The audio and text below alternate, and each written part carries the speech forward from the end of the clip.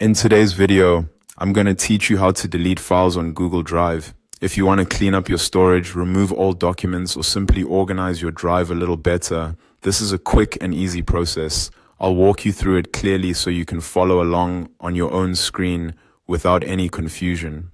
To get started, go to your Google Drive home. This is the main page where all of your files, folders, and recent activity are managed.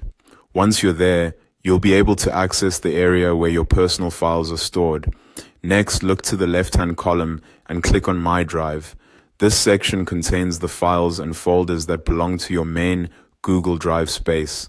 If you have a lot of content saved, take a moment to scan through the list and locate the file you want to remove.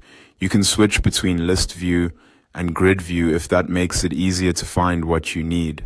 When you've found the file you want to delete, click on the three dots next to that file. This opens a menu with several actions you can take. The three-dot menu is where Google Drive keeps many file management options, including the one you need for deleting. From that menu, click on Move to Bin.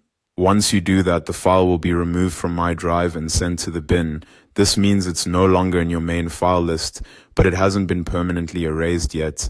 That's helpful in case you delete something by mistake and need to restore it later. If you want to delete more than one file, simply repeat the same process for each additional file you want to remove.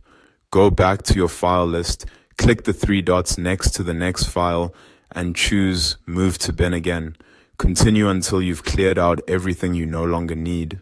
A useful tip to keep in mind is that moving files to the bin helps reduce clutter, but the files may still remain there until the bin is emptied. So if your goal is to free up storage space, you may want to review your bin afterward. Also, be careful when deleting shared or important files, especially if you haven't made a backup. And that's it. That's how to delete files on Google Drive. Once you've done it a couple of times, the process becomes very fast and straightforward.